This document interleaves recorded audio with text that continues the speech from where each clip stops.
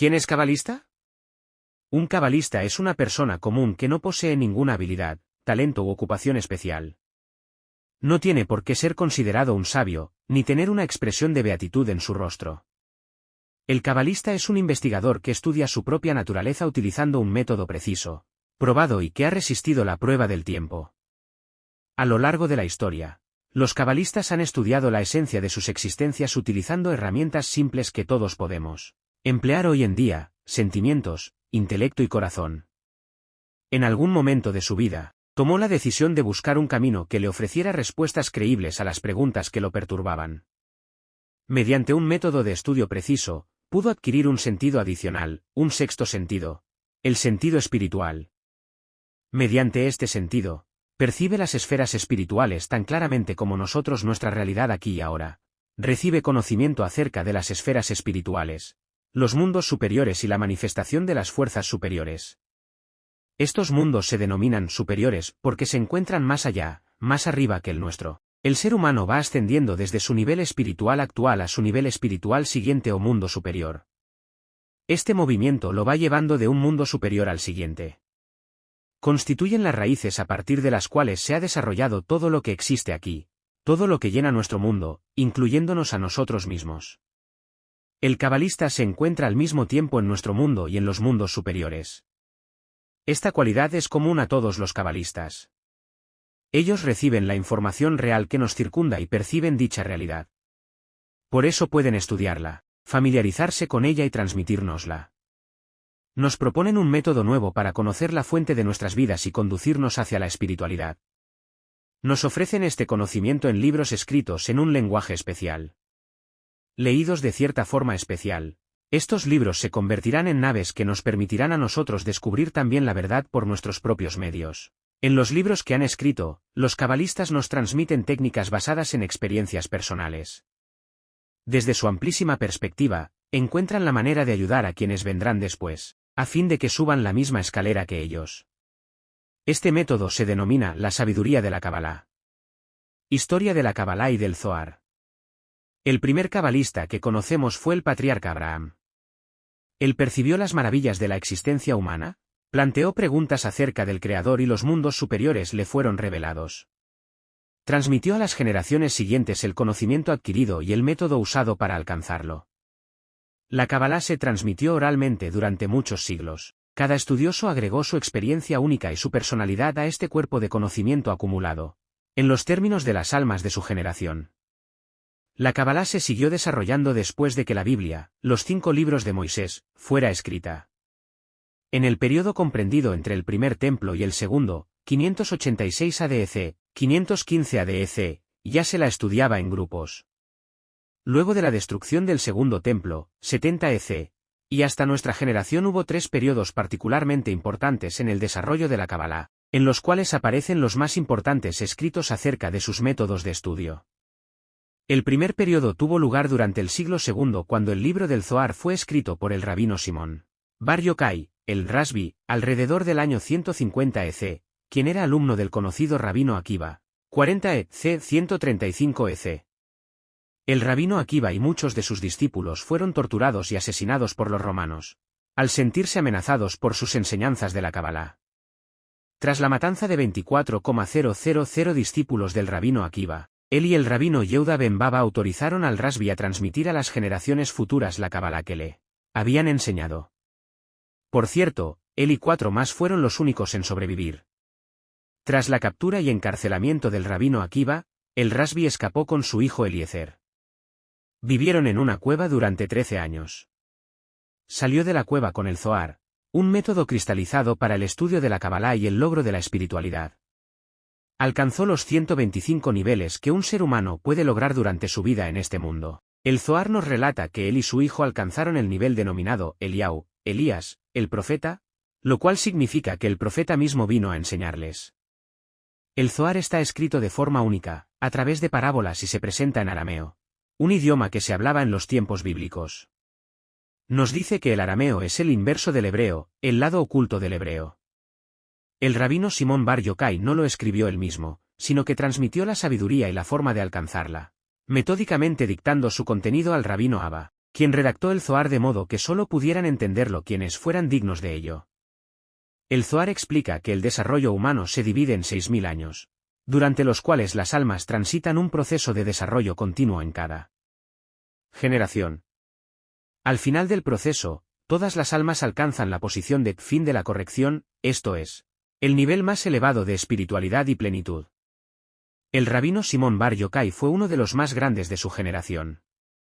Escribió e interpretó muchos temas cabalísticos que fueron publicados y son conocidos hasta el día de hoy. El libro del Zohar, por su parte, desapareció después de ser escrito.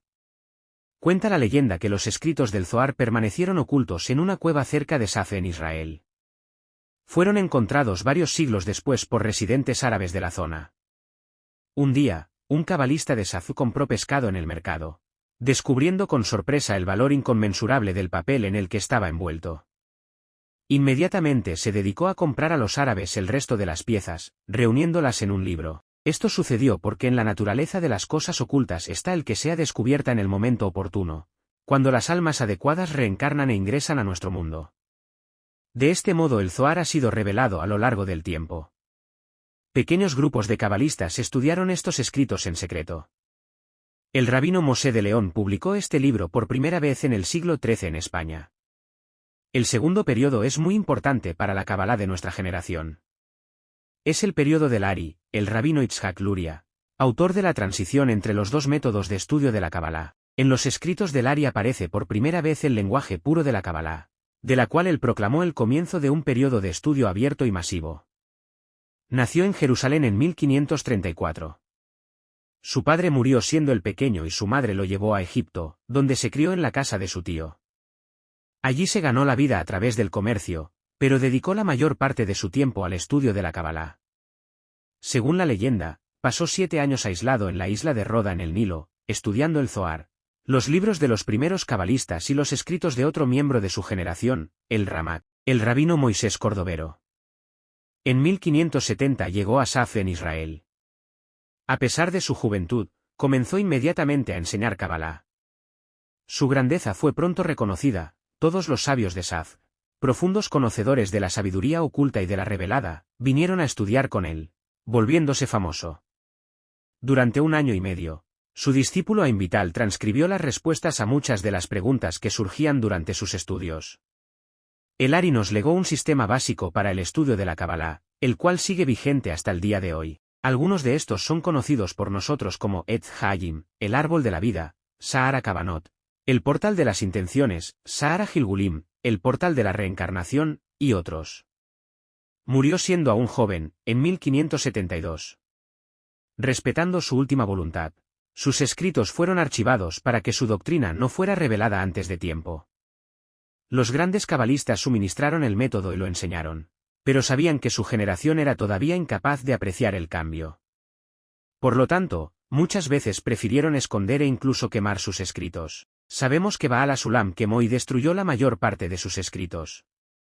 Resulta significativo que el conocimiento fuera confiado al papel y luego destruido.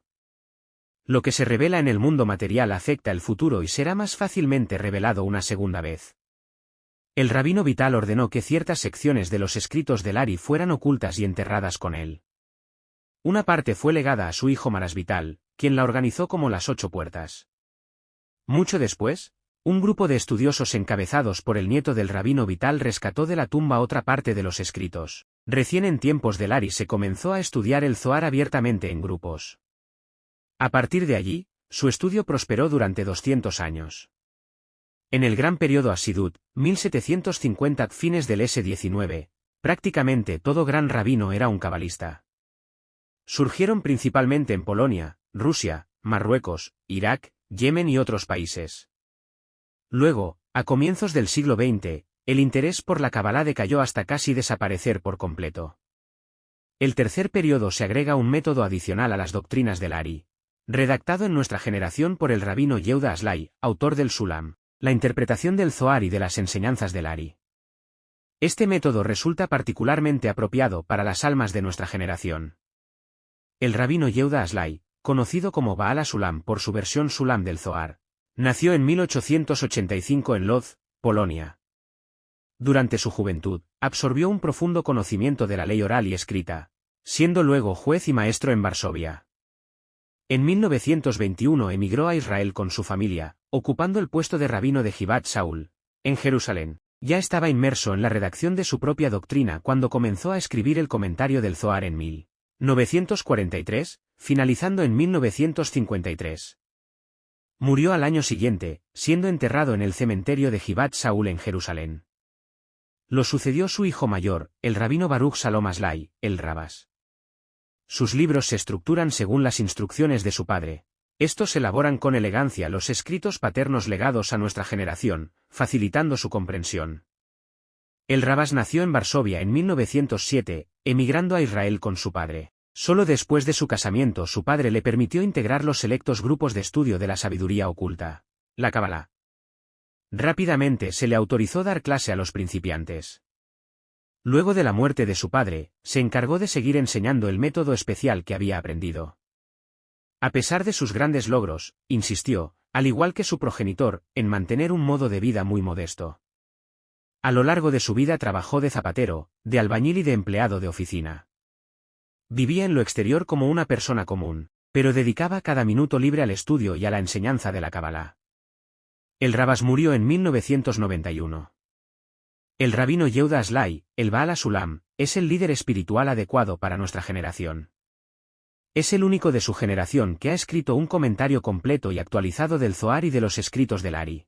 Estos libros y los ensayos de su hijo, el rabino Baruch Aslai, el Rabás, son la única fuente a la que podemos acudir para asistirnos en todo progreso ulterior. Al estudiar sus escritos estamos estudiando en realidad el Zohar y los escritos del Ari a través de los comentarios más recientes, últimos 50 años.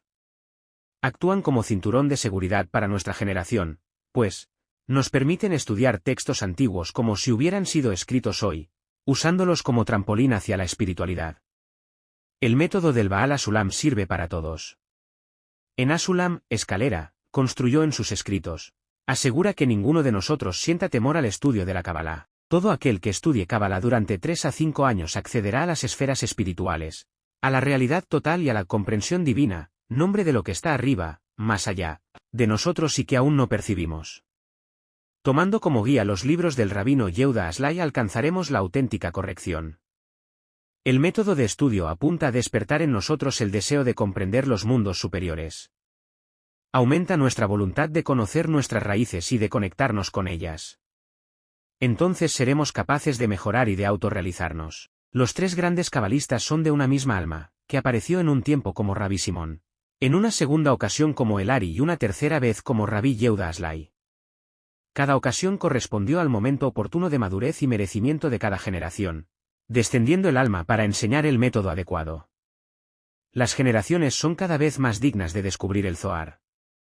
Lo que fue escrito y oculto por Rabí Simón Bar Yochai fue descubierto más tarde por la generación de Rabí Moshe de León y luego por la del Ari, quien comenzó a interpretarlo en términos de Kabbalah. Estos escritos también fueron archivados y luego parcialmente redescubiertos a su debido tiempo, en tanto que nuestra generación tiene el privilegio de contar con la Sulam, que habilita a cualquiera a estudiar la Kabbalah y autocorregirse ya. Vemos que el Zohar le habla a cada generación.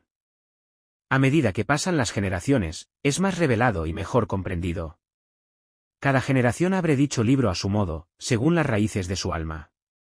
Al mismo tiempo, se intenta ocultar los escritos cabalísticos para que quienes sientan la necesidad de buscarlos, los descubran por sí mismos. Los cabalistas evidentemente saben que el proceso de cambio requiere de 2 condiciones: el momento adecuado y la madurez del alma. Somos testigos de un suceso muy interesante, caracterizado por el surgimiento y la señalización de una nueva era en el estudio de la